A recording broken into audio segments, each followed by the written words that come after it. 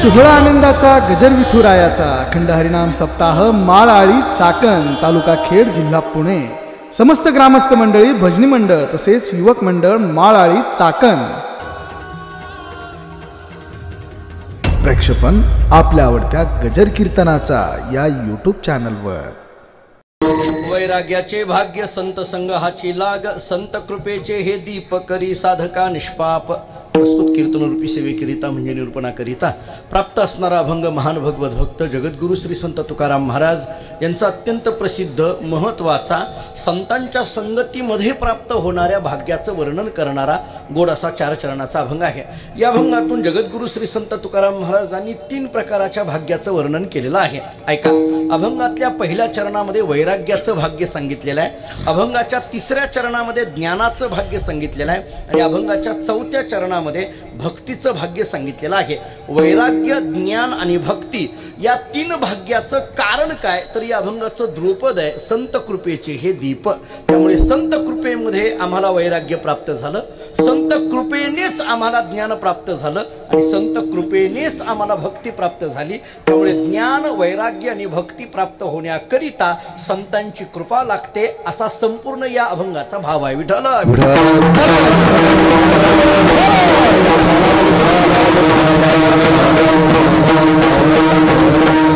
पवित्र भूमी असणाऱ्या या चाकण या नगरीमध्ये श्री संत सावतामाळी समाज तरुण मंडळाच्या वतीने गणेश जयंतीच्या निमित्ताने सुरू असणारा हा उत्सव आणि या उत्सवामध्ये माझ्याकडे परमभाग्याने प्राप्त झालेली ही कीर्तनाची सेवा। संप्रदायामध्ये ज्याला जागराचं कीर्तन म्हटलं जातं ती कीर्तनाची सेवा माझ्याकडे आहे आणि आज योगायोग गणेश जयंती अशा पर्व काळावरची ही सेवा माझ्याकडे प्राप्त झालेली आहे। आपण सगळेजण या उत्सवावर प्रेम करणारी सगळी मंडळी आहात। अनेक पूजनीय महाराज मंडळी इथं उपस्थित आहेत। या सर्वांच्या उपस्थितीने हा उत्सव या ठिकाणी संपन्न होतो आहे। भारतीय संस्कृतीमध्ये जे काही आपल्याकडे उत्सव साजरे केले जातात त्याच्यामध्ये हा माघीमधला गणेश जयंतीचा उत्सव सर्वदूर मोठ्या पद्धतीने साजरा होतो। महाराष्ट्रामध्येच होतो अशातला भाग नाही, महाराष्ट्राच्या बाहेरही मोठ्या पद्धतीने हा उत्सव या ठिकाणी संपन्न होतो। अलीकडल्या काळामध्ये या उत्सवाला वारकरी संप्रदायाचं स्वरूप प्राप्त झालं आणि गणेश जयंतीचा उत्सव हा अखंड हरिनाम सप्ताह ज्ञानेश्वरी पारायणाच्या माध्यमातून साजरा होऊ लागला।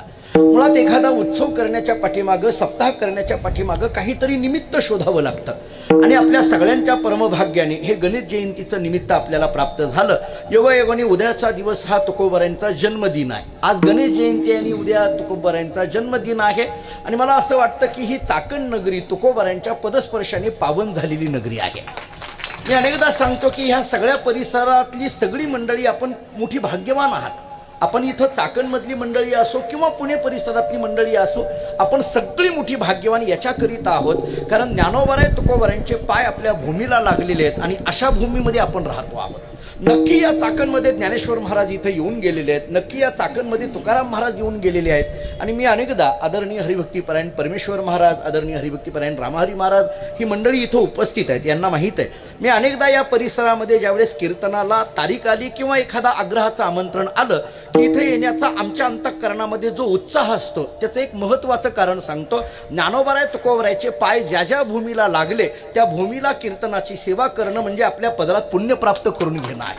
ही अंतःकरणातली भावना आहे आम्हा वारकरी कीर्तनकारांच्या मनातली।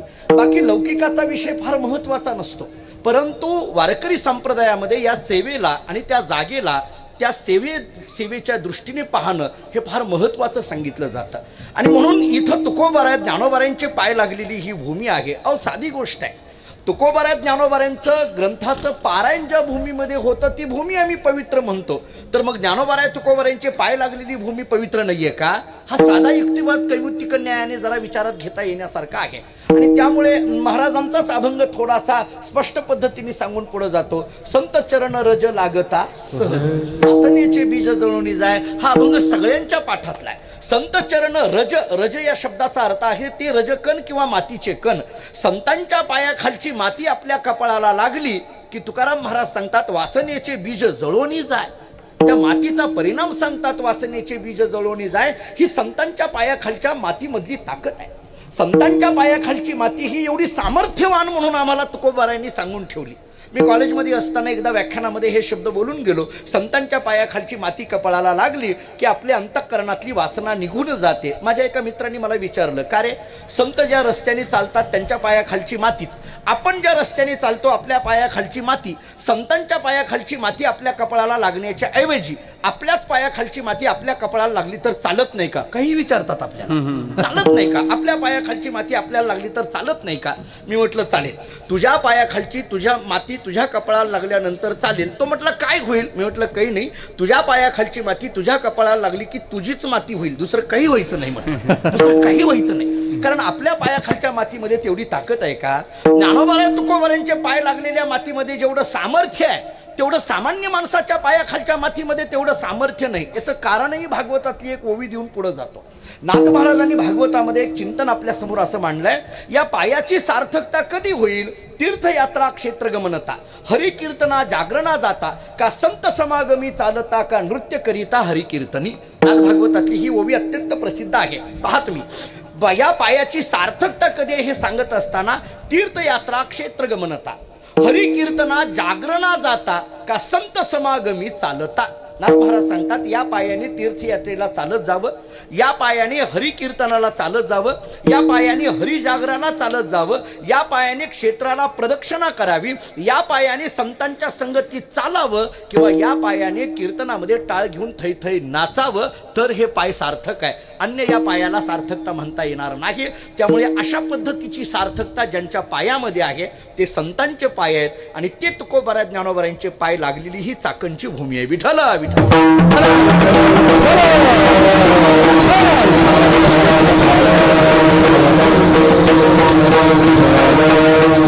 एवढ्या उत्साहाने, आणि खरं तर कोरोना नावाच्या या महामारीमध्ये 2 वर्ष झालं आपण आपल्यापासून जणू काही दूर गेलो अशी भावना आपल्या मनामध्ये येत होती.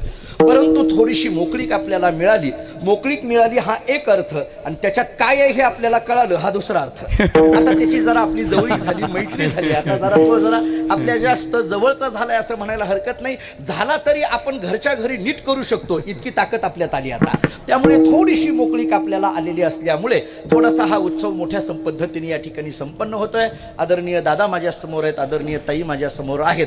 खरं तर मी अनेकदा सांगत असतो, पुरुष संस्कृतीमध्ये दादा या शब्दाला खूप महत्व आहे, आणि महिला संस्कृतीमध्ये ताई या शब्दाला फार महत्व आहे. आणि अशा दोघांच्या मार्गदर्शनात आम्ही कीर्तन करतोय हे नक्कीच आहे. त्यामुळे दादांचं ताईंचं मार्गदर्शन या उत्सवाला आहे. आपण एवढ्या मोठ्या संख्येने इथं उपस्थित आहात. जगद्गुरु तुकाराम महाराजांच्या या अभंगातल्या ज्या 3 भूमिका आहेत तेवढ्या मला फक्त विस्ताराने मांडायच्या आहेत. एक वैराग्याची भूमिका आहे, दुसरी ज्ञानाची भूमिका आहे, आणि तिसरी भक्तीची भूमिका आहे. आणि हे वैराग्य, ज्ञान आणि भक्ती कशाने मिळते तर त्याच्याकरता लागणाऱ्या संत कृपेची भूमिका आहे. विठ्ठल विठ्ठल.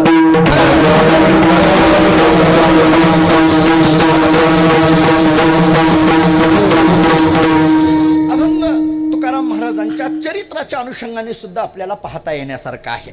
उद्या तुकोबारांचा जन्मदिनच आहे म्हणून थोडासा त्या पद्धतीने या अभंगाकडे पाहतो. अभंग याही अंगाने आपल्याला पाहता येण्यासारखं आहे. पहा तुम्ही, या अभंगातले शब्द जर पाहिले, संत कृपेचे हे दीप, इथला संत कृपा हा शब्द सगळ्या अभंगाची मध्यवर्ती कल्पना आहे असं मला वाटतं. प्रत्येक अभंगाचा एक मुख्य विषय असतो. माझ्या अल्पमतीने मी जेवढा काही थोडंसं चिंतन करून आलो त्या दृष्टीने मला असं वाटतं की प्रत्येक अभंगामध्ये एखादा मुख्य असा विषय असतो की त्या विषयाच्या भोवती सगळा अभंग फिरत राहतो. बहुतांशी आपल्याकडे द्रुपद का म्हटलं जातं, द्रुपदाला महत्त्व का दिलं जातं, बऱ्याच अनुषंगाने किंवा बऱ्याच अभंगाचा विचार केला तर अभंगाचं दुसरं चरण हे द्रुपद असलेलं दिसून येतं. याचा अर्थ दुसरं चरण द्रुपद असतं अशातला भाग नाही. काही अभंगाचं पहिलं चरण द्रुपद आहे, काही अभंगाचं 4थं चरण द्रुपद आहे, काही अभंगाचं 3रं चरण द्रुपद आहे, काही अभंगाला द्रुपदच नाही असेही काही अभंग आहेत. त्यामुळे अभंगातलं जे द्रुपद असतं ते का महत्त्वाचं ठरलं जातं, त्या द्रुपदाच्या भोवती, त्या शब्दांच्या भोवती अख्खा अभंग फिरत असतो असं काही जुन्या कीर्तनकारांच्या मुखातून मी ऐकलं. माझ्या माहितीप्रमाणे या अभंगाकडे जर आपण पाहिलं, संत कृपा, इथला जर संत कृपा जर डोळ्यासमोर घेतलं तर संतांच्या कृपेने, मग बाकीची 3 चरण तिथं डोळ्यासमोर लावून घ्या. वैराग्याचं भाग्य कशाने, संतांच्या कृपेने. तोची देवभक्त भेदाभेद नाही जात, ही जाणीव कशाने, संतांच्या कृपेने. आणि तुका प्रेमे नाचे गाय गाणी यात विरोनी जाय, ही अनुभूती कशाने, संतांच्या कृपेने. विठ्ठल विठ्ठल.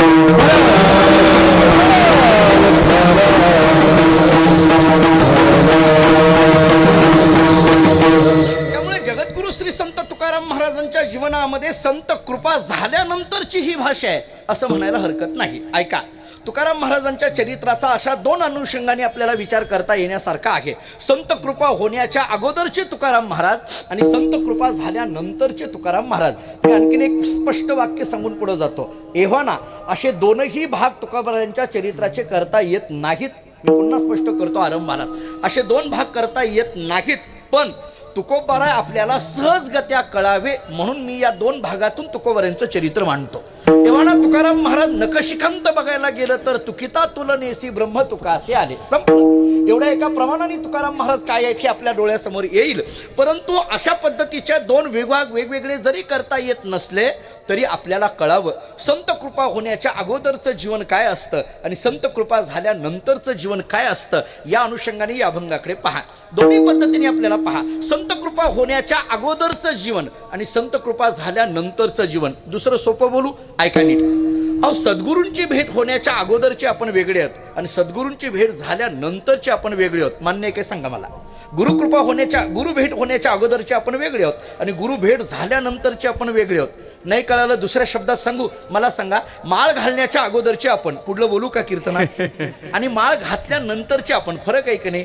माळ घालण्याच्या अगोदर आपल्याला कोणतीच बंधनं नव्हती, पण माळ घातल्यानंतर मात्र सगळी बंधनं आली. त्यामुळे माळ घालण्याच्या अगोदरचे आपण वेगळे आहोत आणि माळ घातल्यानंतरचे आपण वेगळे आहोत. आणखीन सोपं बोलू. काही गावामध्ये आम्ही कीर्तनाला गेलो की त्या ठिकाणी गेल्यानंतर तिथं एखादी मावशी असते, आई असते. आम्ही त्यांच्या घरी नेहमी जात येत असतो. मग त्या मावशीने आम्हाला सांगितलं, महाराज आमच्या मुलाचं लग्न आहे, अमुक अमुक तारखेला तुम्हाला यावं लागेल. आम्ही म्हणतो नाही हो, फार घाई आहे, कार्यक्रमाची गर्दी आहे. नाही यावं लागेल. ती बाई बोलता बोलता असं गमतीनं बोलून जाते, माझ्या पोराच्या लग्नाला का या, भले एखाद्या वेळेस गावातल्या कीर्तनाला येऊ नका पण पोराच्या लग्नाला या. काही लग्नाचे फार आग्रह करतात आम्हाला. जातो शेवटी, आम्हाला नाईलाज असतो, परंपरा चालवायच्या असतात, टिकवायच्या असतात. आम्ही जातो, लग्नाला जातो, अक्षदा टाकतो, सगळं झालं. 2 वर्षानंतर पुन्हा त्याच गावी गेलो, त्याच घरी गेलो आणि त्याच मावशींच्या घरी गेल्यानंतर मी सहज बसल्या बसल्या मावशींना विचारलं, काय मावशी बरं चाललंय का? मुलाचं लग्न झालं 2 वर्षापूर्वी, काय चाललंय, काय म्हणतोय मुलगा? तुम्ही सुनमुख पाहिलं, मुलाचा संसार आनंदाने चालला असेल, काय चाललंय आता? त्या बाईंनी मला एका वाक्यात एकच उत्तर दिलं, महाराज हा पहिल्यासारखा राहिला नाही. उदाहरण संपलं माझं. कळालं का? पहा, हा पहिल्यासारखा राहिला नाही हा जो शब्द आहे का नाही, या शब्दाकडे मला आपल्याला घेऊन जायचं होतं. लग्न होण्याच्या अगोदरचे आपण आणि लग्न झाल्यानंतरचे आपण, हा जसा व्यवहाराच्या दृष्टीने बदल दिसून येतो का नाही, तसं संत कृपा होण्याच्या अगोदरचे आपण आणि संत कृपा झाल्यानंतरचे आपण याच्यात फरक आहे.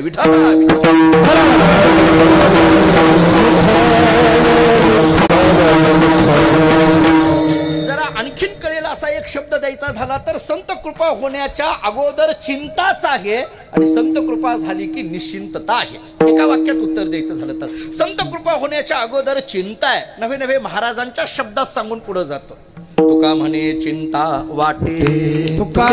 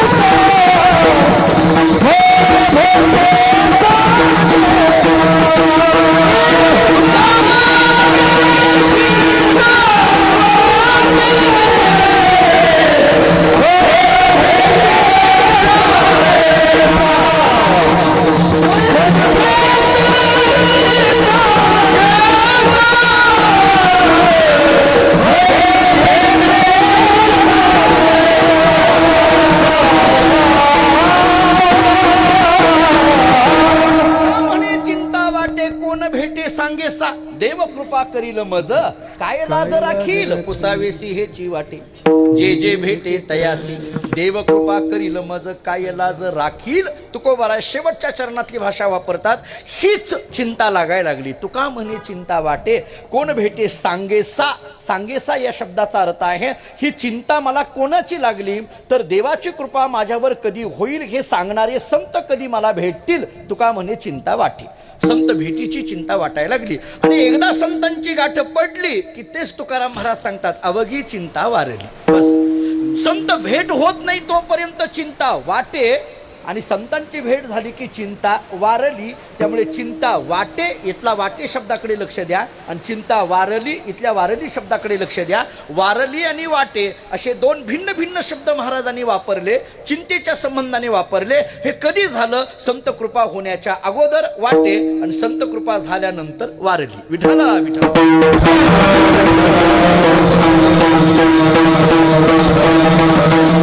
चिंता वारली या शब्दाचा अर्थ आहे निश्चिंत अवस्था प्राप्त झाली. ऐका, चिंता जाणं या शब्दाचा अर्थ आहे निश्चिंतता येणं. आता नीट ऐका, ही जी निश्चिंतता येते ना ते कशाने येते? महाराजांच्या शब्दात बोलायचं झालं तर खुंटलिया धावा तृष्णेची या आता निश्चिंतीने पावलो विसावा.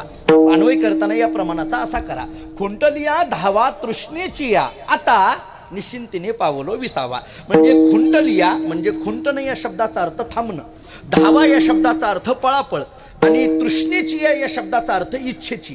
त्यामुळे इच्छेची पळापळ थांबली, चिंता संपली, निश्चिंत अवस्था प्राप्त झाली. इच्छा राहिली नाही. आता इच्छा राहिली नाही याचा अर्थ आसक्ती राहिली नाही, आशा राहिली नाही. आणि या पद्धतीचं निरपेक्षता येणं हीच खऱ्या अर्थाची विरक्ती असते. ही निरपेक्षता येणं. मी नाथ भागवतातली आणखीन एक ओवी जाऊन पुढे जातो. आपल्याला खरं तर हे अपेक्षा माणसाला काय करते आणि मग निरपेक्षता माणसाच्या ठिकाणी कशी असावी या दोन्ही करता दोन ओव्या देऊन पुढे जातो. अपेक्षा माणसाला काय करते हे कळण्याकरता योग वासिष्ठातलं एक सूत्र सांगून पुढे जातो. ऐका, योग वासिष्ठ नावाचा ग्रंथ आपल्या कानावर आहे. वशिष्ठ ऋषींनी रामचंद्र प्रभूंना उपदेश करताना असा भाव वापरलेला आहे, इच्छादयो यथा दुःखम इच्छा शांती यथा सुखम. वशिष्ठ ऋषी सांगतात, हे रामा, इच्छादयो यथा दुःखम, अरे जिथं जिथं इच्छा निर्माण होते ना तिथं तिथं दुःखाचा जन्म होतोय. भागवताचं वचन आहे, आशायाम परमम दुःख नैराश्यम परमम सुख. ज्ञानोबाराय आम्हाला किती सोपं सांगतात, आशा जैसी दुःखाती व्याधी निंदा दुरिते हे असे दैन्यत्व दुर्भगत्व. ज्ञानेश्वरी आम्हाला इतकं गोड बोलून जाते, आशा जैसी दुःखाते. जिथं जिथं आशा आहे तिथं तिथं दुःखाचा जन्म होतोय. ऐका आता, मग हे निरपेक्ष येणं म्हणजे नेमकं काय? निराशा येणं म्हणजे नेमकं काय? कोणत्याही पद्धतीची आशा न राहणं म्हणजे नेमकं काय? नाथ महाराजांनी फार गोड व्याख्या केली आहे. नाथ महाराज भागवतामध्ये सांगतात, प्राप्ता प्राप्त लाभावस्था बाधू न शके साधूंच्या चित्ता चित्त घातले भगवंता या नाव निरपेक्षता. ऐका, निरपेक्ष या शब्दाची व्याख्या काय? प्राप्ता प्राप्त लाभावस्था शब्दातच अर्थ कळून जातो. मी अनेकदा सांगत असतो, ज्ञानेश्वरी पारायण करायचं झालं किंवा वाचायची झाली तर सार्थ ज्ञानेश्वरी घेतली की जरा जास्त कळायला लागतं. जास्त आपल्याला त्याच्यातले काही अर्थ, आपल्याला काही काही शब्दांचे अर्थ लवकर कळत नाहीत. मग आम्हाला कुठंतरी सार्थ ज्ञानेश्वरी मग मामांची असेल, साखरे महाराजांची असेल, खंदारकरांची असेल, ज्यांची कोणाची असेल ते असेल, आपल्याला अर्थाची ज्ञानेश्वरी घेतली की सोपं जातं. पण माझा अनुभव सांगू, एकनाथी भागवत मात्र अर्थाचं घ्यायची गरजच पडत नाही. सार्थ नाथ भागवत वाचायची गरजच नाही. नाथ भागवत इतकं गोड आहे महाराज. नाथ भागवतातल्या ओव्या आणि नाथ भागवतातले शब्द इतके स्पष्ट आणि सहज आहेत की त्याचे अर्थ फक्त त्या ओव्यांकडे बघितलं की लगेच अर्थ कळून जातात, लगेच अर्थ कळून जातात. मी तुमच्या समोर ही ओवी ठेवतो ना, बघा तुम्ही, तुम्हाला पटतंय का? प्राप्ता प्राप्त लाभावस्था बाधू न शके साधूंच्या चित्ता चित्त घातले भगवंता या नाव निरपेक्षता. किती व्याख्या गोड केली आहे निरपेक्ष शब्दाची. बाकी करायची गरजच नाही हो. निरपेक्ष शब्दाचा दुसरीकडे कुठं निरपेक्ष म्हणजे काय? फक्त एवढी ओवी समोर ठेवा, लगेच अर्थ कळून जाईल. मी आता त्याच्यातले भाव सांगतो मला सुचलेले. प्राप्ता प्राप्त लाभावस्था, प्राप्त आणि अप्राप्त हे तर दोन शब्द आहेत. प्राप्ता प्राप्त हा शब्द लिहित असताना विग्रहाने करायचा झाला तर प्राप्त अधिक अप्राप्त बरोबर प्राप्ता प्राप्त असा शब्द तयार होतो. म्हणजे एखादी गोष्ट मिळाली किंवा एखादी गोष्ट मिळाली नाही याची कोणतीही अवस्था ज्यांच्या चित्ताला स्पर्श करत नाही त्याला म्हणा निरपेक्षता.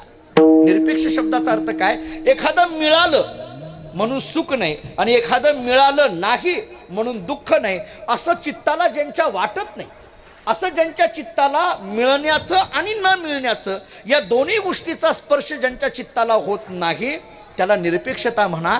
कोणीतरी एकनाथ महाराजांना विचारलं असेल, मला असं वाटतं कोणीतरी नाथ महाराजांना हे भागवत चालू असताना त्या काळामध्ये सांगणाऱ्याला ऐकणारी विचारायची, आता मी बोलत नाही आमचं का चाललंय तुम्ही विचारत नाही म्हणून आमचं बरं चाललंय. खरं बघायला गेलं तर ते आमचे आता उद्या काका येणार आहेत, आमचे प्रकाश काका येणार आहेत. आमचे प्रकाश काका म्हणत असतात, आमचे प्रकाश काका माझे ते चुलते प्रकाश काका म्हणून मी काका म्हणतो त्यांना नेहमी. आमचे काका असं म्हणत असतात की आम्ही जे सांगतो ते ऐकणारे विसरतात म्हणून आमचं चाललंय असं ते म्हणायचे. बऱ्याचदा बघा ऐकणारा वर्ग विसरत राहतो. ऐकणारा मी तर अनेकदा विनोदाने सांगत असतो, माणसं उठतानाच अंग झटकून उठतात मंडपामध्ये बघा तुम्ही, असं अंग झटकून उठतात. त्याचा भावच असा असतो, महाराजांनी काय सांगितलेलं हे मंडपातच, घरी नको, घरी नको, घरी घेऊन जात नाहीत. पुन्हा पुन्हा वर्षाला सप्ताह का करायचा की कमीत कमी आम्ही गेल्या वर्षी सांगितलेलं पुन्हा ऐका हे सांगण्याकरताच करायचा का काय कुणास ठाऊक. पण पुन्हा पुन्हा त्या सप्ताहातून आपल्याला काहीतरी तत्कथनम तत्चिंतनम अन्योन्यम तत्प्रबोधनम शास्त्र आम्हाला सांगतं. मी पुन्हा तुम्हाला सूक्ष्मता सांगतो त्याच्यातली मला भावलेली. प्राप्ता प्राप्त लाभावस्था बाधू न शके साधूंच्या चित्ता चित्त घातले भगवंता या नाव निरपेक्षता. एखादी गोष्ट मिळाली किंवा एखादी गोष्ट मिळाली नाही तरी सुद्धा ज्यांच्या चित्ताला याचा कोणताही स्पर्श होत नाही किंवा परिणाम होत नाही त्याला निरपेक्षता म्हणा. कोणीतरी एकनाथ महाराजांना विचारलं असेल, का हो महाराज, अहो एखादी गोष्ट मिळाली तर सुख व्हायला पाहिजे किंवा एखादी गोष्ट नाही मिळाली तर दुःख व्हायला पाहिजे, मग यांना सुखही होत नाही यांच्या चित्ताला आणि दुःखही होत नाही का असं? आमच्या मात्र चित्ताला अशा पद्धतीच्या भावना येतात, आमचं मात्र चित्त असं दोलायमान होऊन जातं. अहो एखादी गोष्ट मनासारखी नाही घडली की माणसाला किती दुःख होतं आणि एखादी गोष्ट मनासारखी घडली की माणसाला किती सुख होतं. उगी गमतीने बोलू, अहो जरा आवाज कमी होऊ द्या माईकचा, जाऊ दे आता बोलत नाही मी पुढे. आम्ही किती ओरडतो त्या स्पीकरवाल्याला, आवाज दे आवाज दे, जरा कमी झालेला आम्हाला चालत नाही. आणि चांगला झाला की अरे वा वा आम्ही त्याचंच कौतुक करून निघून जातो. बऱ्याचदा तर आमच्या लोकांमध्ये अशी गंमत आहे, मंडपात आली की पहिली मैत्री स्पीकरवाल्याबरोबरच करतात, बाकीचं लांब राहू द्या म्हटलं. त्याचं आमचं जुळलं की मग सगळा पुढचा कार्यक्रम जुळून जातो. इतकं आम्ही त्याच्यामध्ये गुंतलोय, या सोप्या छोट्या छोट्या गोष्टीत आम्ही एवढं गुंतलोय. मग अशा पद्धतीने एखादी गोष्ट मिळू अथवा मी जाऊ द्या, ज्ञानेश्वरीतली एक याला समन्वय अशी ओवी सांगून जाऊ, तुमच्या सगळ्यांच्या ऐकण्यातली ओवी आहे. माझं तर म्हणणं असं आहे की एकतरी ओवी अनुभवावी असं जे नामदेवराय सांगतात का नाही, माझं म्हणणं आहे की एवढी जरी ओवी अनुभवाला आली तरी मला वाटतं की जीवनातलं तत्वज्ञान कळालं. एवढी एक ओवी सांगतो मी आपल्याला, जीवनातलं सगळं एवढी जरी ओवी आता अनुभवावी हे म्हणण्याच्या ऐवजी मी तर आता या मतावर आलो रामहरी महाराज, एकतरी ओवी वाचावी असं म्हणायची वेळ आली आता. कमीत कमी एक तरी वाचा बाबा, बाकीचं जाऊ दे, अनुभवायचं ते होईल कुठंतरी. वाचायलाच लोक तयार नाहीत. घरामध्ये ज्ञानेश्वरी असते, गाथा असतो, पण माणसं उघडायला तयार नाहीत. ज्ञानोबारांचीच भाषा सांगून पुढे जाऊ. ज्ञानोबाराय बोलतात, नाना अमृताचे समुद्री बुडी जे का तोंडा वज्रमिठी देईजे. ज्ञानेश्वर महाराज सांगतात, अमृताचे समुद्री बुडी जे का तोंडा वज्रमिठी देईजे. एखादा मनुष्य समुद्रात उडी मारली, बाहेर आला, दुसऱ्या माणसाने विचारलं का रे कुठे गेला होता? अमृताच्या समुद्रात उडी मारली. तो म्हटलं ठीक आहे. जन उडी मारली, तो म्हटला कळालं तुला अमृताच्या समुद्रात उडी मारली, किती मोठा मी भाग्यवान आहे. तर दुसऱ्यांनी एकच प्रश्न विचारला, अमृताच्या समुद्रात उडी मारली म्हणजे तुझ्या तोंडात अमृत गेलं असेल? तो म्हटला नाही नाही मी तोंड बंद केलं. काय उपयोग आहे टाकून उडी मारून? काय उपयोग आहे? अमृताच्या समुद्रामध्ये उडी मारली, जर अमृताचा थेंब तोंडामध्ये गेलेला नसेल, उघडलं नसेल तर अमृताच्या समुद्रात उडी टाकूनही काही उपयोग नाही. तसं ज्ञानेश्वरी गाथा आमच्या घरात असूनही ती जर उघडून आम्ही वाचलेली नसेल तर ते गाथा आणि ज्ञानेश्वरी घरात असूनही उपयोग राहणार नाही ना. ती वाचली पाहिजे. वाचावी ज्ञानेश्वरी ही जी आमची जनाबाईची भाषा दिसून येते ती कशा करत आहे ते पाहिलं म्हणजे लक्षात येतं. मी आपल्याला ऐकण्यातली ओवी सांगून पुढे जाणार आहे. जणू काही हे स्थितप्रज्ञाचंच लक्षण आहे असं म्हणायला हरकत नाही. सुखी संतोषा न यावे, दुःखी विषादा न भजावे, लाभालाभ न धरावे मना माझी. एवढी ओवी फक्त घरी गेल्यानंतर ज्ञानेश्वरी उघडून आणखीन एकदा त्या शब्दांकडे बघा. मी जरा त्या शब्दांकडे ओवी उघडून आणखीन एकदा ग्रंथ उघडून बघा म्हणतोय. मी सांगू आपल्याला माझ्या मनातली भावना, जरी ओवी पाठ असली तरी ज्ञानेश्वरी उघडावी, पुन्हा पुन्हा ती अक्षरं पाहावी. जरी पाठ असली, गाथा अभंग पाठ असला तरी गाथा उघडावा, पुन्हा पुन्हा त्या अभंगाकडे पाहावं. असं का व्हावं याचं एकच उत्तर वैकुंठवासी भोसरीकर माऊली सांगायची. भोसरीकर माऊलींना तुम्ही बघितलेली मंडळी आहात, अनुभवलेली मंडळी आहात. भोसरीकर माऊली सांगायचे ती ओवी किंवा ती अक्षरं का पाहायची? त्या अक्षरांची कृपा आपल्यावर व्हावी याच्याकरता पाहायचं म्हणायचे.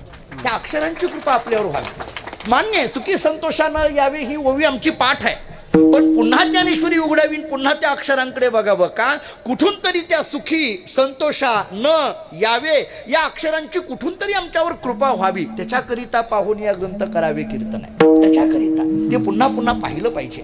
ही ओवी जर आपण घरी गेल्यानंतर बघितली, सुखी संतोषा न यावे, दुःखी विषादा न भजावे, लाभालाभ न धरावे मना माझी, ही ओवी सोडविताना माझ्या अल्पमतीने असं सोडवावी असं वाटतंय. इथला जो मना माझी शब्द आहे की नाही, इकडं तिन्हीकडे घ्या.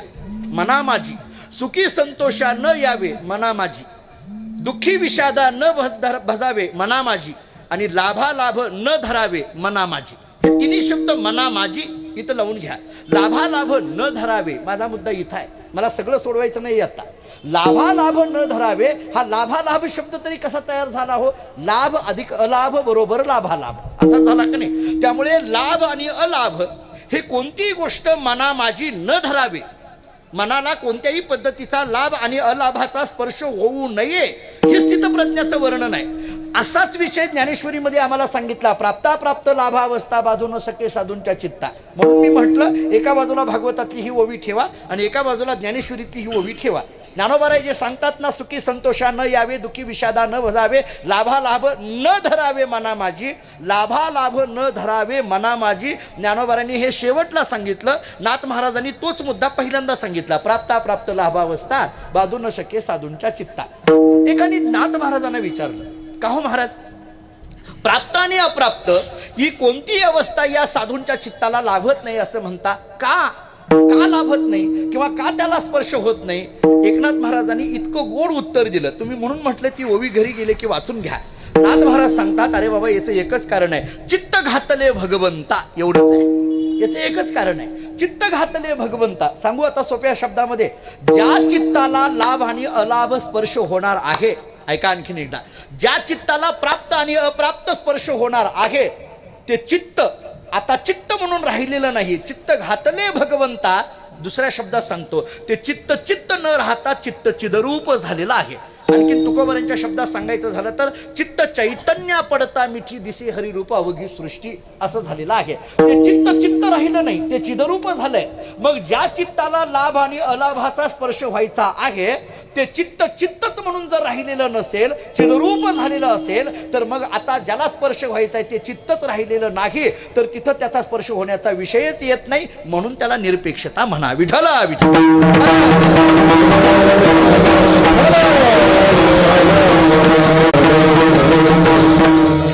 हे कळण्याकरिता आणखीन एक भागवतातली ओवी देऊन पुढे जातो. नाथ महाराजांच्या भागवताचं थोडंसं चिंतन आपण केलं तर लक्षात येईल. आणखीन एक ओवी देऊन जातो, ऐका.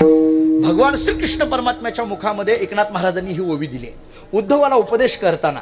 म्हणून तर मी एका वाक्यात सांगू, ज्ञानेश्वरी काय आहे आणि भागवत काय आहे एका वाक्यात सांगतो, किंवा गीता काय आहे आणि एकनाथी भागवत काय आहे एका वाक्यात सांगायचं झालं तर, अर्जुनाला जी उपदेश केलेली जी गीता आहे ती भगवत गीता, आणि उद्धवाला जी उपदेश केलेली गीता आहे ती उद्धव गीता.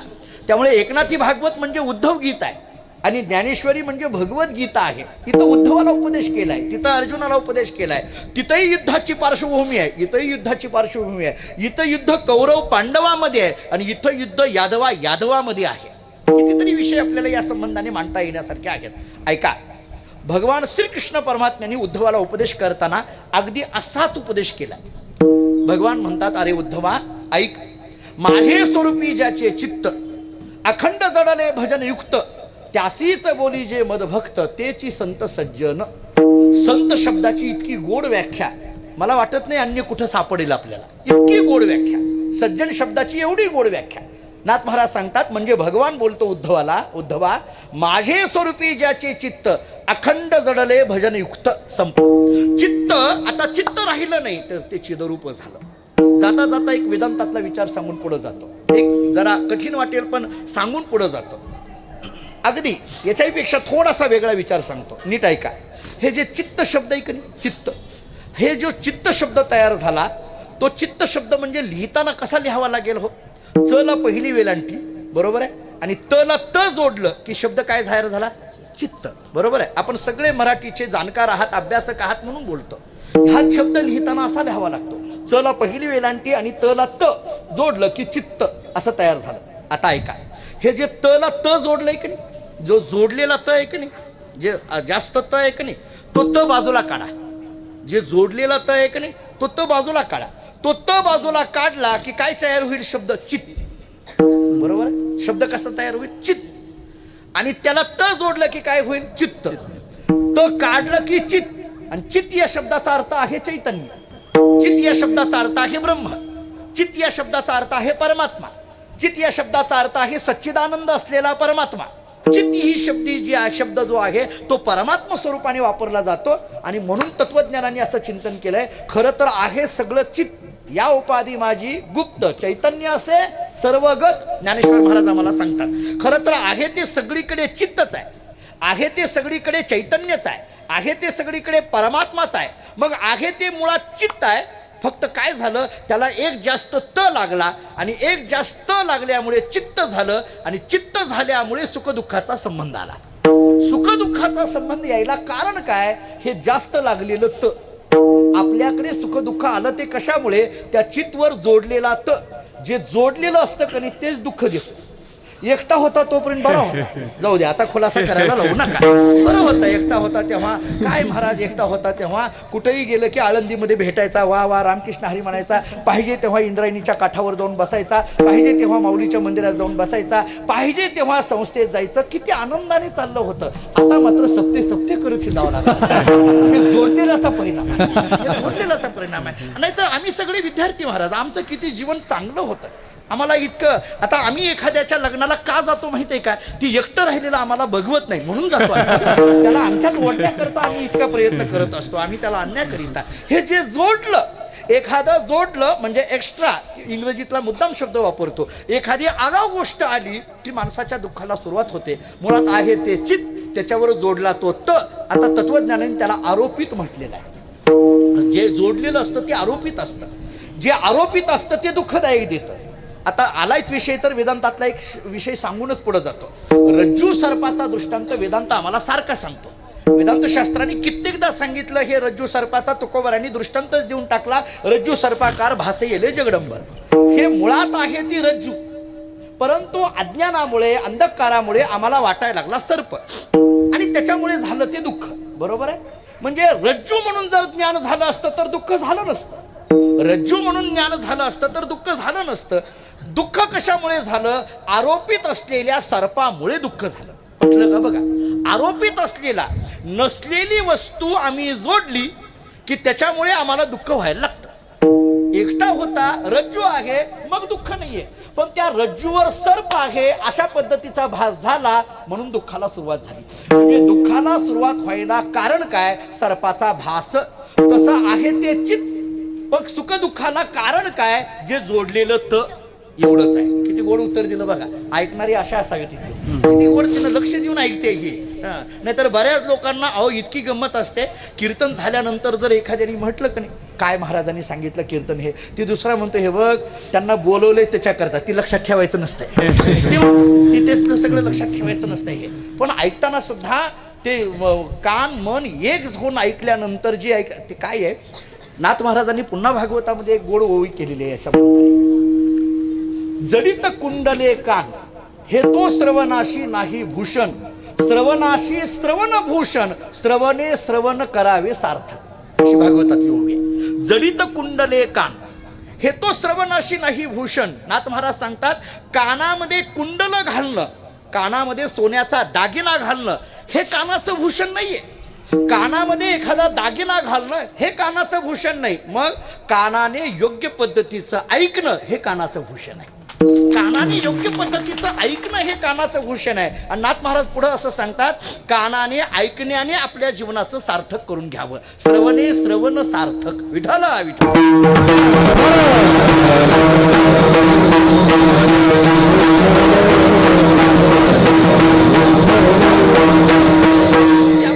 आरोपित असलेला त आहे तो बाजूला काढावा. आरोपित असलेला त बाजूला काढावा म्हणजे काय, त्याच्या संबंधाने येणारे सगळे जे विकार आहेत ते बाजूला काढावे. जरा ऐकण्यातलं प्रमाण देऊन पुढे जाऊ. तुका म्हणे चित्त करावे निर्मळ. मग काय होईल, हे ओनी गोपाळ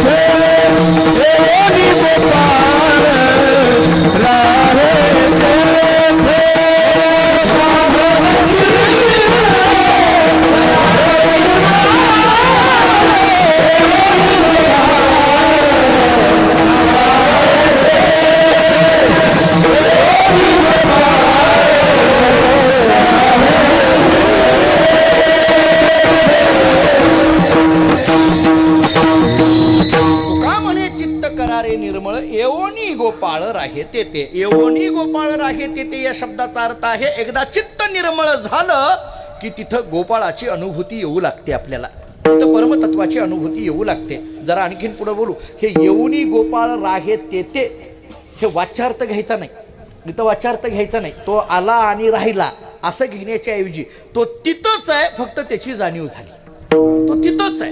तो येऊन राहण्याचा विषय हा आपल्याला कळण्याच्या दृष्टीने वस्तुतः तो तिथंच आहे. सर्वाघटी राम देहादेही एक सूर्यप्रकाशक सहस्रश्मी. आमचे गुरुजी गुरुरे भाऊ असं सांगायचे, परमात्मा प्राप्तीकरिता प्रयत्न करायचा नाही, तो प्राप्तच आहे. देव प्राप्तीकरिता प्रयत्न करायचा नाही, तो प्राप्तच आहे.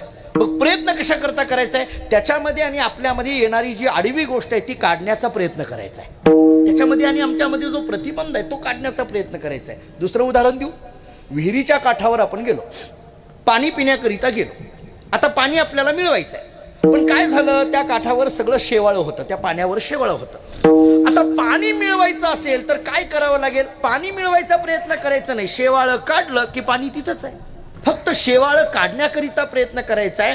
त्यामुळे आलेला जो अडथळा आहे तो दूर केला की आपल्याला ती परमतत्व नित्य प्राप्तच आहे. त्याच्यावर असलेलं आवरण आहे तेवढं आवरण बाजूला काढण्याचा प्रयत्न करायचा.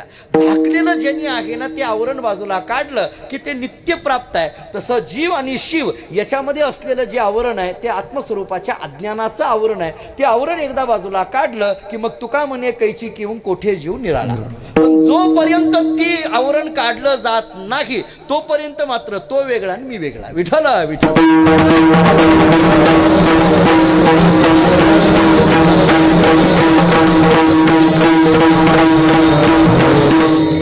एकदा त्या चित्ताच्या ठिकाणचं हे निघून गेलं, विकार निघून गेले की ते चिदरूप होऊन जातं. आणि एकदा चिदरूप झालं की मग आता त्याला काही मिळवायचं राहत नाही. जरा पुढे जोडू. बाहेरचं काही मिळवायचं राहत नाही आणि जवळ असलेल्याबद्दल आसक्ती ठेवायचं राहत नाही. या दोन्ही गोष्टी होतात.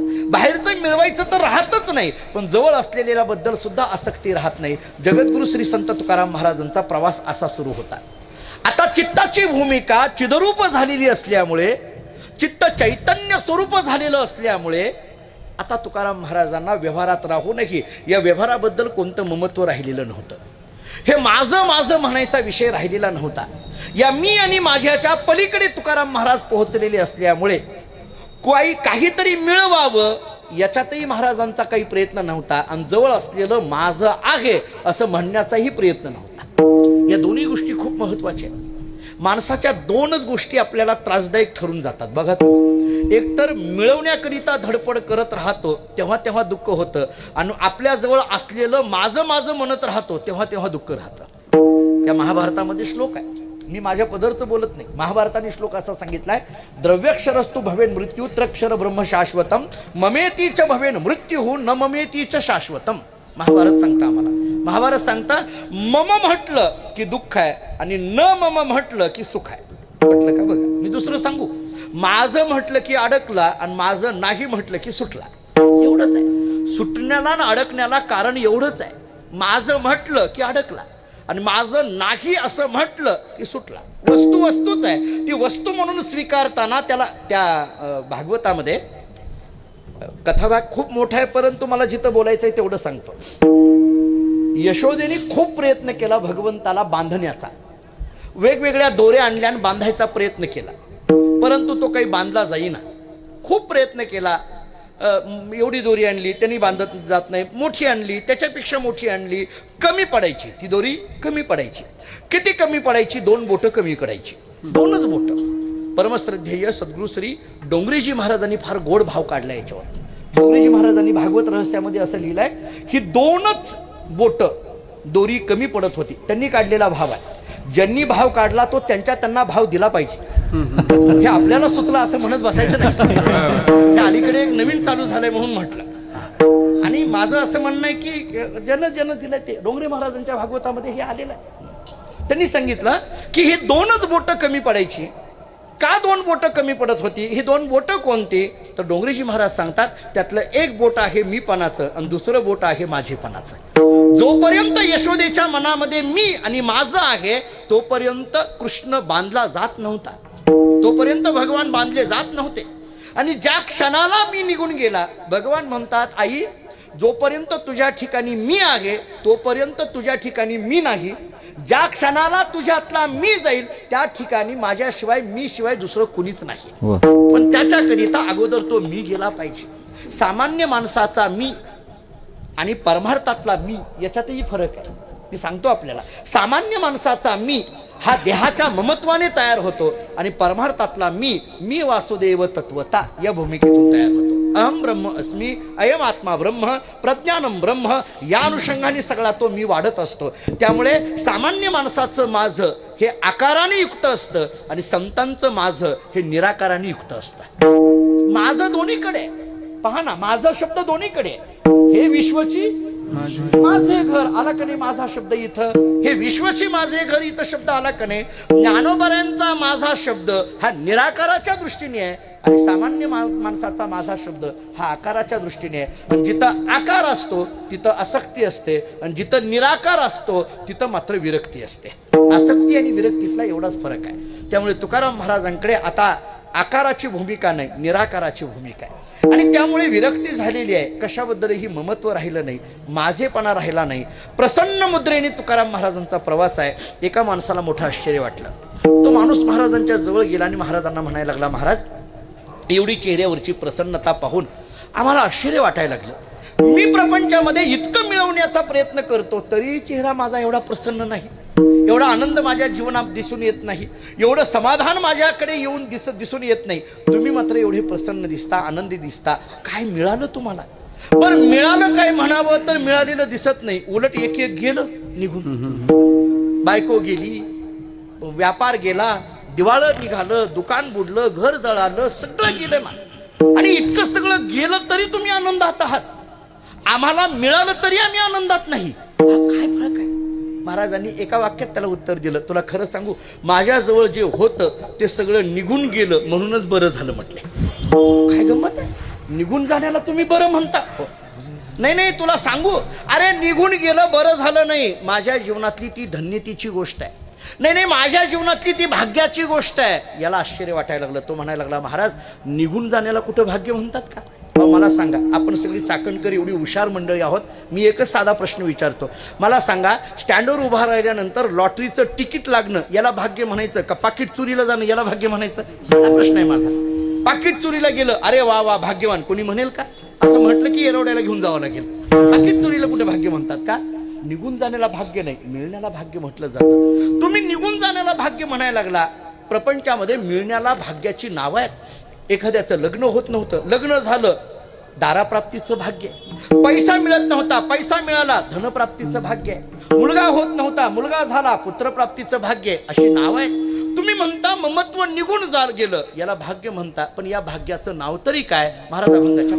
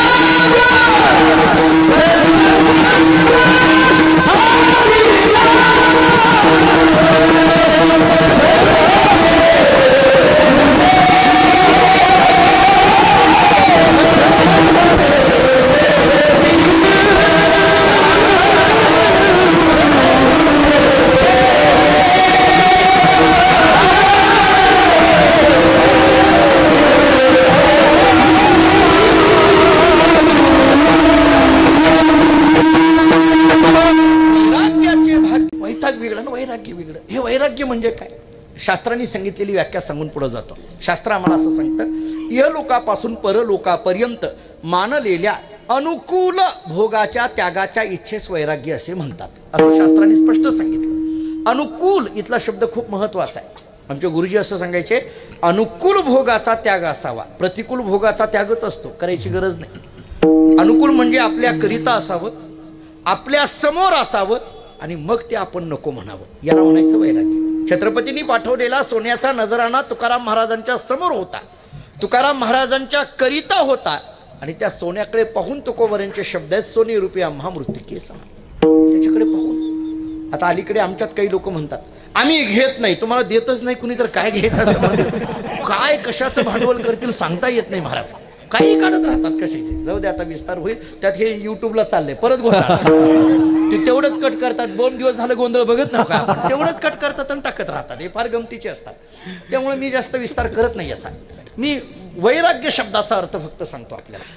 वैराग्य शब्दाचा विचार करत असताना समोर असणं आणि मग ते नको म्हणणं, याला खऱ्या अर्थाचं वैराग्य म्हटलं जातं. मी आणखीन महाराजांच्या शब्दात सांगून पुढे जातो.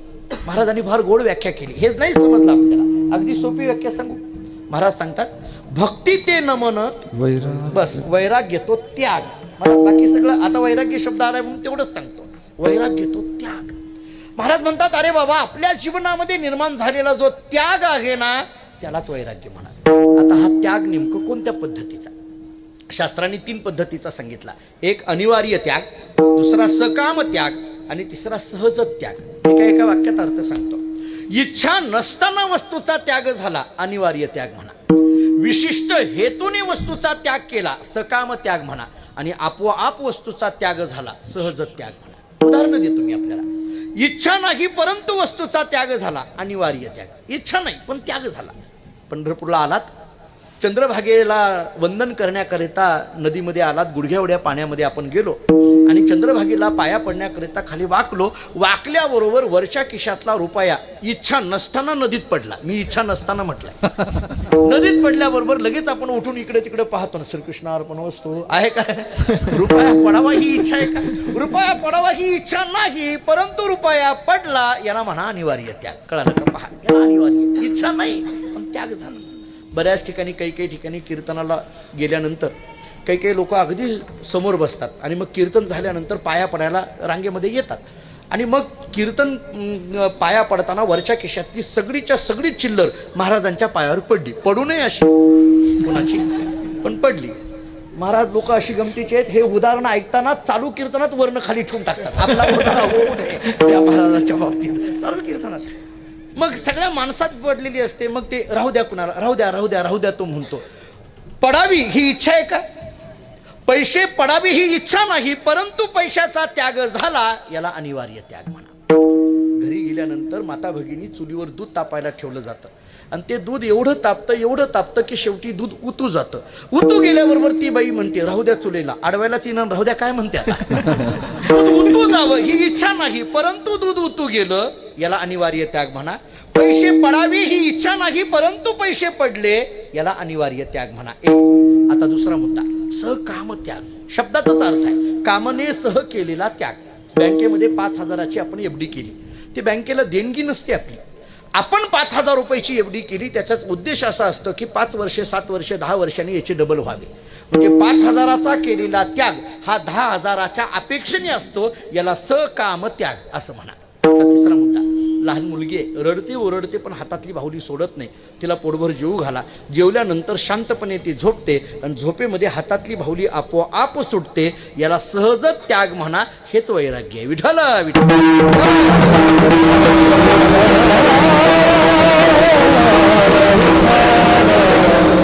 हे चित्त प्रपंचापासून वमनते यालाच खऱ्या अर्थाने वैराग्य म्हटलं जातं. तत्वज्ञानाने पुन्हा 4 पद्धतीने विचार केलाय. ऐका, नावं सांगत फक्त जातो.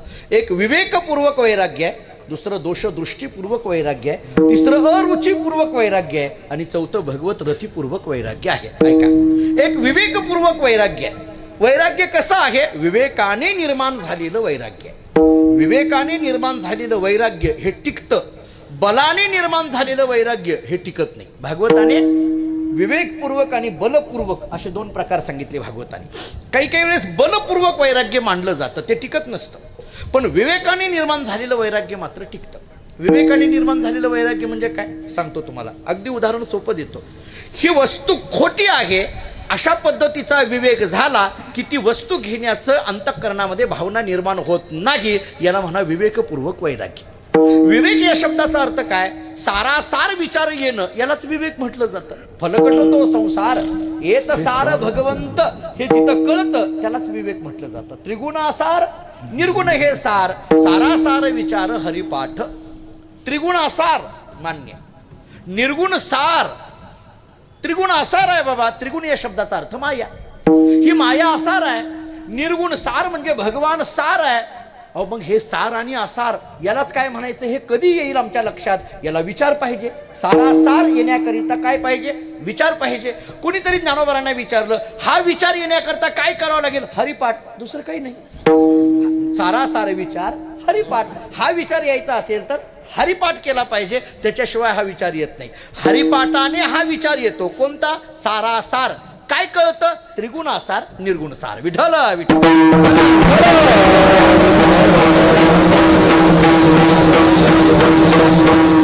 विवेकपूर्वक वैराग्य म्हणा. महाराज सांगतात अशा पद्धतीचं वैराग्य या ठिकाणी आलेलं आहे. म्हणजे कोणत्याही पद्धतीची आता अपेक्षा राहिलेली नाही. सगळ्या वस्तूचा आणखीन एक सांगतो तुम्हाला. आणखीन एक याच्यातला भाव सांगून पुढे जातो. एखादी वस्तू समोर असणं आणि मग ती नको म्हणणं, एखादी वस्तू जवळ असूनही तिच्याबद्दल भावना निर्माण न होणं आणि एखादी वस्तू जवळ नसूनही ती भावना निर्माण न होणं, याच्यामध्ये फरक आहे. याच्यामध्ये फरक आहे. कळण्याकरता एका वाक्यात उदाहरण देतो, विस्तार करत बसत नाही. कबीर महाराजांकडे एक मनुष्य गेला. उदाहरण एवढंच आहे, छोटं उदाहरण आहे. ऐका, याच्यात वैराग्य कशाला म्हटलं जाईल किंवा वैराग्याची ताकद काय आहे कळेल. कबीर महाराजांकडे एक मनुष्य गेला आणि कबीर महाराजांना म्हणायला लागला, एक करोडो रुपये किमतीचा हिरा कबीर महाराजांच्या समोर ठेवला आणि तो म्हणायला लागला, महाराज हा हिरा मला तुम्हाला द्यायचा आहे. हा तुम्हाला द्यायचा आहे. हा हिरा आहे, करोडो रुपये किमतीचा आहे, तुम्हाला द्यायचा आहे. तो हिरा घेऊन श्रीमंत मनुष्य महाराजांना हिरा द्यायला आला. हे मी 700 वर्षापूर्वीचं सांगतोय. आताच्या महाराजांनी तशी अपेक्षा करू नये. जरा पुढे बोलू, कारण तशी माणसं आपल्याकडे येणार नाही. जरा पुढे बोलू, कारण आपण कबीर महाराज नाही. बस संपलं, एवढंच बोलतो, बाकी काही नाही. काही काही माणसाला यावं, आपण तसं पाहिजे का नको? आपण अगोदर तसे पाहिजे का नको? झालं, तो मनुष्य गेला. महाराज मला हा हिरा द्यायचा आहे. महाराजांनी सांगितलं, मला गरज नाही. नाही नाही, मला तुम्हाला द्यायचा आहे. अरे मला इच्छाच नाही, गरजच नाही, घेऊन जा, नको इथं थांबू. तो घेऊन बाहेर पडला. त्याच्या लक्षात आलं, आपण परीक्षा घ्यायला गेलो, कबीर महाराज या परीक्षेत पास झाले. खऱ्या अर्थाने विरक्तिवान कबीर महाराज आहेत. पण त्याच्या कानावर एक शब्द होता, कबीरांचा मुलगा कमाल सुद्धा वैराग्यवान आहे, बघूया कमालाची परीक्षा घेऊया. तो कमालांच्या झोपडीत गेला आणि महाराजांना म्हणायला लागला, महाराज माझ्याकडे एक हिरा आहे, तो तुम्हाला द्यायला आलोय. कमाल महाराजांनी सांगितलं, नको. नाही नाही, मला तुम्हाला द्यायचंच आहे, मी देण्याकरिताच आलोय. कमाल महाराजांनी सांगितलं, मला गरज नाही, पण तुझी द्यायचीच इच्छा असेल तर तुला जिथं ठेवायचं आहे तिथं ठेवून जा. द्यायचंच आहे तर मी काय करू त्याला? तो म्हटलं, कुठं ठेवू? तुला जिथं वाटतंय तिथं ठेव. त्यानं एका देवळीमध्ये ठेवला. बाहेर आला आणि दोघा तिघांना सांगितलं की कबीर महाराजांचं वैराग्य हे ताकदवान आहे, पण कमालाचं वैराग्य काही तेवढं ताकदवान नाही म्हटले. का? कबीरांनी ठेवूनच घेतलं नाही म्हटले, पण कमालांनी ठेवून घेतला, याचा अर्थ त्यांना आसक्ती झालेली आहे म्हटले. त्यामुळे ते काही वैराग्यवान नाही. 8 दिवस थांबला आणि 8 दिवसानंतर पुन्हा कमालांकडे गेला. कमाल महाराज, मी जे तुम्हाला 8 दिवसापूर्वी हिरा दिला होता का नाही, तो मला पाहिजे, मला घेऊन जायचा आहे. कमाल महाराजांनी सांगितलं, तू जिथं ठेवला होता तिथं बघ. तो म्हटलं, असं कसं काय राहील? ते म्हटले, पहा तू, त्यानं ज्या देवडीमध्ये तो हिरा ठेवला होता, ज्या अवस्थेत होता तो हिरा तसाच होता, थोडी सुद्धा जागा त्याची हललेली नव्हती. कमाल महाराजांनी त्याला हातही लावलेला नव्हता. मग मात्र त्याच्या लक्षात आलं, कबीर महाराजांच्या डोळ्यासमोर हिरा नव्हताच, त्यामुळे कबीर महाराजांना त्याची आसक्ती नसणं हे ठीक आहे, पण कमालांच्या डोळ्यासमोर हिरा असूनही त्याच्याबद्दल आसक्ती नाही, हे कबीरांपेक्षा सुद्धा कमालाचं वैराग्य ताकदवान आहे. वैराग्य ताकदवान आहे. त्यामुळे अशा पद्धतीचं वैराग्याचं भाग्य महाराज म्हणतात आमच्या जीवनामध्ये प्राप्त झालं. याला एकच कारण आहे, संत संग हाची लाग. लाग या शब्दाचा अर्थ मार्ग. संत संगती हा एकमेव मार्ग वैराग्याच्या भाग्यापर्यंत घेऊन गेला. आता संत संग, यातला संत आणि संग या 2 शब्दाचा विचार करायचा आहे. थोडं भजन करू आणि मग विचार करू. विठोबा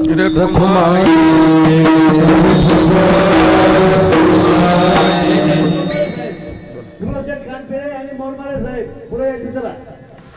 मोरमारे साहेब आणि फुलोशेठ कानपिळे.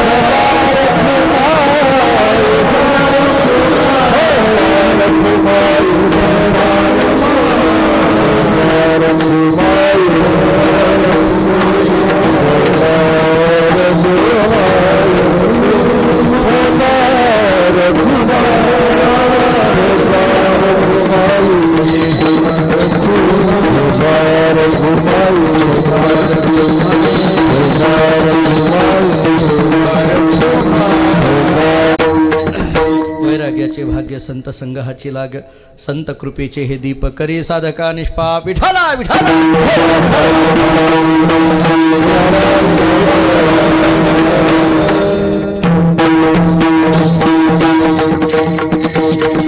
या अभंगाचा विचार करत असताना अभंगाच्या पहिल्या चरणातल्या पूर्वार्धाचा विचार आपण थोडासा करून आलो. उत्तरार्धाचा थोडा विचार करून तीनही चरण फक्त लावून देतो. संत संघ हाची लाग.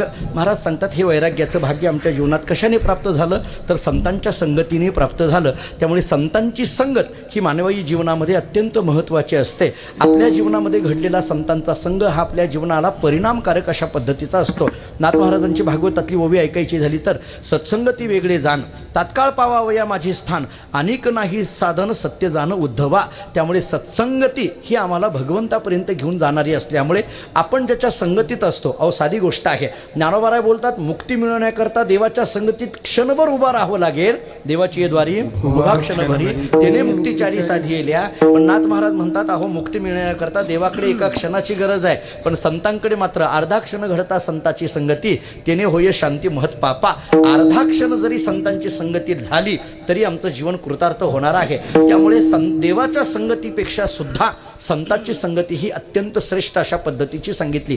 देव सारावे परते आणि संत पुजावे आरते. त्यामुळे संत संघ हाची लाग अशा पद्धतीचा भाव वापरला असेल असं म्हणायला हरकत नाही. आणखीन एक विचार संतांच्या संगतीचा सांगून पुढे जातो. आपल्याला आपल्या जीवनामध्ये असणारं जे प्रारब्ध आहे ते प्रारब्ध बदलविण्याचं सामर्थ्य संतांच्या संगतीत आहे. नीट आहे का? प्रारब्धच बदलून टाकण्याचं सामर्थ्य संतांच्या संगतीत आहे. म्हणून संत संग हाची लाभ अशा पद्धतीचा दुसरा एक विचार केलेला असेल. आणखीन एक विचार सांगू आपल्याला. नीट आहे का? काय आहे? कोणताही प्रश्न जगातला असू द्या त्या प्रश्नाचं उत्तर संतांच्या संगतीमध्ये भेटतं. नीट आहे का? आपल्याला कुठलाही प्रश्न पडू द्या, ज्ञानेश्वरी उघडा, कोणत्या तरी ओवीतून ज्ञानोबाराय त्याचं उत्तर दिल्याशिवाय राहत नाहीत. कोणत्याही ओवीतून उत्तर देणार. गाथा उघडा, कुठल्या तरी अभंगातून तुकोबाराय त्याला उत्तर देतील. आपल्याला प्रसंग खूप आहेत, वेळ माझी संपत आली त्यामुळे विस्तार करण्यात वेळ घेत नाही. परंतु रामायणामध्ये ज्यावेळेस लक्ष्मणाला शक्ती लागली, सगळ्याला माहीत असलेला विषय सांगून पुढे जातो. लक्ष्मणाला शक्ती लागल्यानंतर हनुमंतराय पर्वतावर ते औषध आणण्याकरिता गेले. द्रोणागिरी पर्वताकडे गेले, औषध आणण्याकरिता गेले. आपण असं ऐकलंय की द्रोणागिरी पर्वतावर गेल्यानंतर हनुमंतरायाला ते औषध सापडलं नाही, म्हणून त्यांनी काय केला? पर्वतच उचलला. मला कधी काय हे लहानपणापासून आपण ऐकत आलो, पण मला लहानपणापासून एक शंका आहे. तिथं गेल्यानंतर हनुमंतरायाला औषध सापडलं नाही. ज्याला औषध सापडत नाही त्याला बुद्धिमत्ता वरिष्ठ म्हणायचं कसं काय?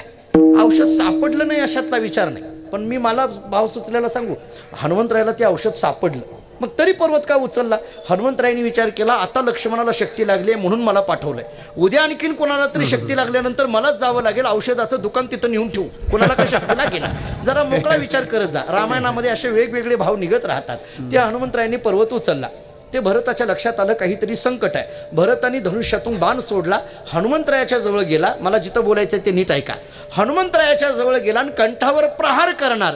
तेवढ्यात त्या बाणाच्या लक्षात आलं, ज्याला प्रहार करायला निघालोय त्याच्या कंठातून राम राम शब्द बाहेर पडतोय, याचा अर्थ हा रामभक्त आहे. रामभक्तावर मी जर प्रहार केला तर मला पाप लागेल, माघारी जाऊया. कुठं जायचं? भरताकडे जाऊया. पण तो बाण विचार करायला लागला, योद्ध्याच्या धनुष्यातून सुटलेला बाण जर माघारी आला तर तो त्या योद्ध्याचा अपमान असतो, भरताचा अपमान होईल, म्हणजे रामभक्ताचा अपमान होईल. तिकडे गेलो, रामभक्ताला मारल्याचं पाप लागेल. इकडं आलो, रामभक्ताचा अपमान केल्याचं पाप लागेल. कोण विचार करतंय? हे बाण. आणि मग शेवटी त्या बाणाने विचार केला, जगात कुठलाही प्रश्न पडला की संतांचे पाय धरावे, म्हणून तो बाण हनुमंतरायाच्या पायाजवळ गेला. पायाजवळ गेला, चरणाला नतमस्तक झाला. हनुमंतराय खाली येतात, भरताची गाठ पडते, पुढचा अनर्थ टळतो. विस्तार करायला मला जरी वेळ नसली तरी मुद्दा माझा एवढाच होता, संतांच्या संगतीत गेलं की त्याची सगळी उत्तरं भेटतात, म्हणून संत संग हाची लाग. विठाला आणखीन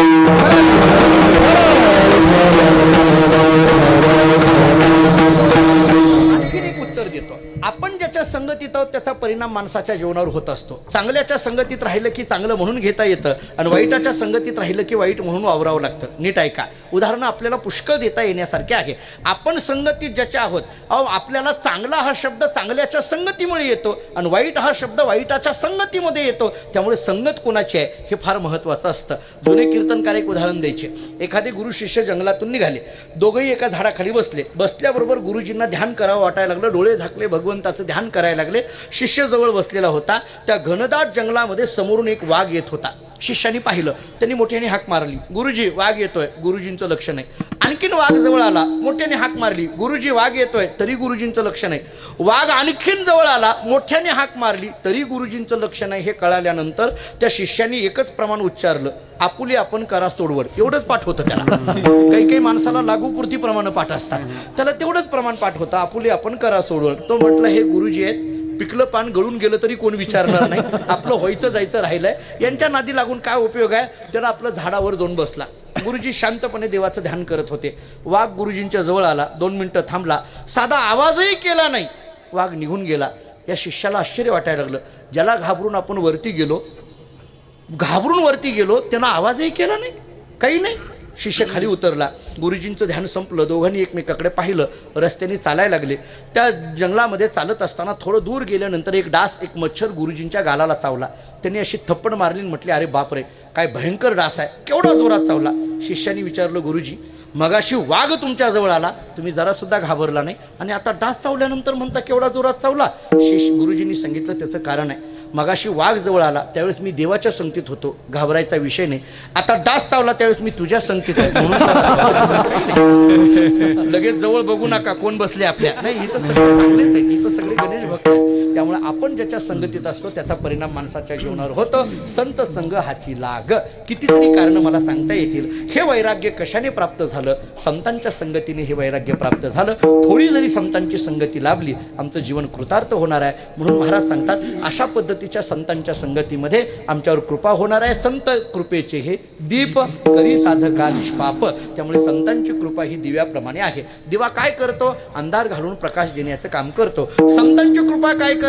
अज्ञान घालून ज्ञानोदय करून देण्याचं काम करते. ते ज्ञान पैगा बरवे, जरी मनियाथी अनावे तरी संता या भजावे सर्वस्वेशी. बरोबर आहे, आम्हाला सांगतात संत कृपेचे हे दीप करी साधका निष्पाप. साधका निष्पाप. एकदा साधक निष्पाप झाला म्हणजे काय? आत्मस्वरूपाचं अज्ञान नावाचं पाप निघून गेलं की तो साधक साधक राहत नाही, देवाचा भक्त होतो. तोची देवभक्त भेदाभेद नाही ज्यात. तोच देवभक्त की ज्याच्यात भेदाभेद राहिलेला नाही, अशा पद्धतीचा तो देवाचा भक्त होतो. भेदाभेद नाही ज्यात, अशा पद्धतीचा देवाचा भक्त ओळखायचा कसा? अभंगाचं शिव तुका म्हणे प्रेमे नाचे गाय, तुका म्हणे प्रेमे नाचे गाय, तुका म्हणे प्रेमे नाचे गाय, तुका म्हणे प्रेमे नाचे गाय, तुका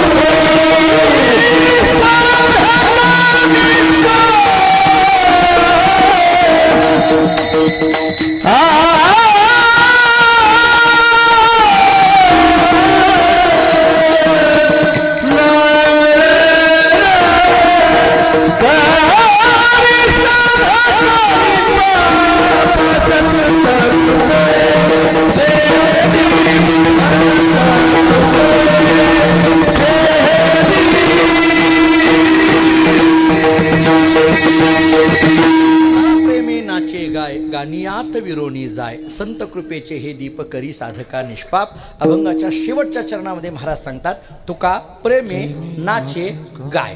महाराज सांगतात तुकोबाराय बोलतात की मी प्रेमाने नाचायला लागलो आणि प्रेमाने गायला लागलो. नाचे माणसाने नाचावं, प्रेमाने नाचावं, पण कीर्तनातच नाचावं हे तितकंच खरं. आता अलीकडली पिढी कुठं नाचते न सांगितलेलं बरं, पण नाचावायचं असेल तर कुठं नाचावं. नाचो कीर्तनाचे रंगी ज्ञानदीप लावू जगी तरणा भाग्यवंत नटे हरे कीर्तनात जे ते विटूचे देऊळ ते ते तुकयाचा गोंधळ. बस अशा पद्धतीने भगवंताच्या समोर नाचायला लागलो, प्रेमाने नाचायला लागलो. एक गायला लागलो, प्रेमाने गायला लागलो. किती गायला लागलो? गाता गाता गाणी यात विरोणी जाय इतकं गायला लागलो. भजन करता करता भज्य स्वरूप होणं याला खरं भजन म्हटलं जातं. गाणी यात विरोणी जाय याला खरं गाणं म्हटलं जातं. सेवा करता करता सेवा रूप होणं याला खरं सेवक म्हटलं जातं. ती भूमिका महाराज म्हणतात माझ्या जीवनामध्ये आली. याला कारण संत कृपेचे हे दीप. वैराग्याचं भाग्य प्राप्त झालं कारण संत कृपेचे हे दीप. भेदाभेद नाही ज्यात तोची देव भक्त अशी स्थिती निर्माण झाली कारण संत कृपेचे हे दीप. आणि तुका प्रेमी नाचे गाय गाणी यात विरोणी जाय अशी अवस्था निर्माण झाली कारण संत कृपेचे हे दीप. त्यामुळे वैराग्य, ज्ञान आणि भक्ती या तीनही गोष्टी ज्यांच्यामुळे प्राप्त झाल्या ती संतांची कृपा आहे. ती आपल्या सगळ्यांवर संतांची कृपा अखंड पद्धतीने होत राहावी. संतांचा विचार आमच्या जीवनामध्ये अखंड पद्धतीने होत राहावा. योगायोगाने या भूमीमध्ये सावतामाळी महाराजांचा असणारा हा जो सगळा तरुण मंडळ त्या नावाने हे सगळं मंडळ चालतं आहे. वारकरी संप्रदायामध्ये जी काही अत्यंत अधिकार संपन्न अशी नावं आहेत त्याच्यामध्ये सावतामाळी महाराजांचं एक नाव आहे. भगवान ज्यांच्या हृदयामध्ये नित्यवास करतो आहे, नवे नवे भगवंताला आपल्या हृदयामध्ये कोंडून ठेवण्याचं सामर्थ्य ज्यांच्याकडे आहे असा म्हणून सावता महाराजांचा अधिकार सांगितला जातो. अशा सावता महाराजांच्या नावाने चालणारं हे मंडळ आहे. ज्ञानोबाराय तुकोबारायांच्या पदस्पर्शाने पवित्र झालेलं ही जागा आहे. मी सुद्धा ज्या परंपरेत जन्माला आलो ती मानकोजी महाराज बोधले यांची एक दिव्य परंपरा आहे. पांडुरंगाने बोध केला म्हणून बोधले आडनाव पडलं. विठोनी एकांती बोधिले म्हणून जगी नाव बोधले. मला एकाने विचारलं आमच्या भागामध्ये की तुम्ही सारखे पुणे भागात कसं काय दिसता. मी म्हटलं तसा मी मूळचा पुणे भागातलाच आहे, पण आणखीन पुणेकराला माहीत नाही. आमचं मूळ गाव सासवड आहे. आम्ही सासवडचे जगताप, मूळ जगताप, भांजी जगताप हे सासवडचे भांजी जगताप. त्यांना 2 मुलं झाली, एक शिवाजी आणि एक मानकोजी. आणि तिथं त्या मानकोजींवर पांडुरंगाचा बोध झाला. तिथून बोधले आडनाव पडलं आणि मग हे सगळं सर्वदूर अशा पद्धतीचं चालू झालं. आमच्याकडे धामणगावामध्ये जी पांडुरंगाची मूर्ती आहे ती तुकाराम महाराजांच्या हस्ते स्थापन केलेली मूर्ती आहे. मानकोजी महाराजांनी तुकाराम महाराजांच्या हस्ते स्थापन केलेली आहे. त्यामुळे तुकोबाराय आणि मानकोजी महाराजांचा एक काल इसवी सन 1604 ते 1694 अशा पद्धतीचा तो काल आहे. छत्रपती शिवाजी महाराजांचे जे 12 गुरु सांगितले जातात त्याच्यामध्ये तुकोबाराय बरोबर मानकोजी महाराजांचंही नाव तिथं सांगितलं जातं. असा ऐतिहासिक संदर्भ आहे. त्यामुळे ही जागा पवित्र असल्यामुळेच मला ही सेवा आली, म्हणजे मला नाही, ही माझ्या परंपरेला सेवा आली अशीच माझ्या अंतःकरणातली भावना आहे. त्यामुळे माझ्या परंपरेच्या वतीने जितकं या अभंगाचं चिंतन करता येणं शक्य आहे तेवढं करण्याचा प्रयत्न केला. झालेली सेवा भगवंताच्या चरणी, भगवान श्री गणेशाच्या चरणी ही सेवा समर्पित करू. खरं तर गणेश या शब्दाचा अर्थच असा आहे, गणाचा जो ईश आहे त्याला गणेश म्हटलं जातं. इथला गण या शब्दाचा अर्थ गुण या अर्थाने घ्या. तमोगुण, रजोगुण आणि सत्वगुण या तीनही गुणाचा जो ईश्वर आहे त्याला गणेश असं म्हटलं जातं. या तीनही गुणाच्या पलीकडे घेऊन जाणारा जो आहे त्याला गणेश असं म्हटलं जातं. तमोगुण आळसाकडे घेऊन जातो, रजोगुण चंचलतेकडे घेऊन जातो आणि सत्वगुण स्थिरतेकडे घेऊन जातो. तमोगुण आला की माणसाकडे आळस येतो. एखाद्या शाळेमध्ये एखादा विद्यार्थी पुढं बसून आळस द्यावा, गुरुजींनी विचारावं का रे पुढं बसून आळस देतो, बाकीची मुलं किती शांत आहेत. त्या पोरांनी सांगितलं सगळ्यालाच आळस आलाय पण ते आळस द्यायला सुद्धा आळस करतात, इतक्या हा तमोगुणाचा परिणाम. रजोगुण गप्प बसू देत नाही. ज्ञानोबाराय बोलतात हे रज याची कारणे जीवा ते रंजवू जाणे. ज्ञानोबाराय बोलतात हे रजोगुण गप्प बसू देत नाही, काहीतरी करायला लावतो. एखाद्या मुलाकडे नवीन पेन्सिल आली, वडिलांनी विचारलं का रे कुठून आणली, शाळेतून. कोणाची आणली, मित्राची. कशी घेऊन आला, चोरून आणली. का चोरली, मला पाहिजे होती म्हणून. वडिलांनी सांगितलं तुला कित्येकदा सांगितलं तुला लागणारी पेन पेन्सिल खोडरबर कागद मला माग, मी ऑफिसमधून आणून देतो, तू शाळेत चोऱ्या करू नको. आता कीर्तन कुणाला सांगायची हा वेळ प्रसंग आमच्यावर आलेला आहे. यांना सांगायची का यांच्या वडिलांना सांगायची. वडील जे जे करीती तया नाव धर्म ठेवीती ज्ञानोबाराय आम्हाला सांगतात. त्यामुळे रजोगुण हा चंचल चंचलतेकडे घेऊन जातो आणि सत्वगुण हा स्थिरतेकडे घेऊन जातो आणि गुणातीत अवस्था ही परमतत्वाच्या प्राप्तीकरिता महत्त्वाची असते. त्यामुळे तीनही गुणांच्या पलीकडे घेऊन जाणारा हा गणेश आहे. त्या गणेशाची सेवा आपल्या सगळ्यांकडून व्हावी एवढीच भावना या ठिकाणी व्यक्त करतो. पुन्हा एकदा ही सेवा भगवान गणेशाच्या चरणी ज्ञानोबा तुकोबारायांनी आपल्या सर्वांच्या चरणी ही सेवा समर्पित करतो. संत कृपेचे हे दीप, संतांची कृपा आपल्यावर व्हावी एवढीच भावना या ठिकाणी व्यक्त करून थांबतो. ज्ञानेश्वर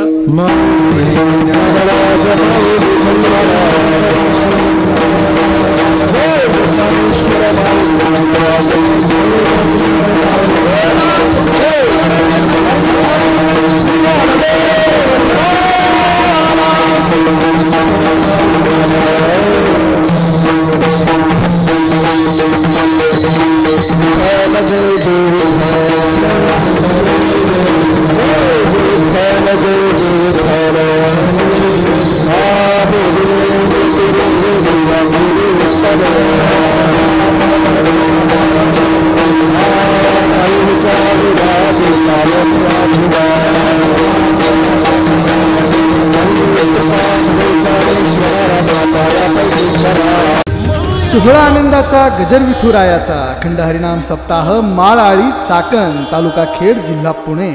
समस्त ग्रामस्थ मंडळी, भजनी मंडळ तसेच युवक मंडळ माळआळी चाकण. प्रक्षेपण आपल्या आवडत्या गजर कीर्तनाचा या यूट्यूब चॅनलवर.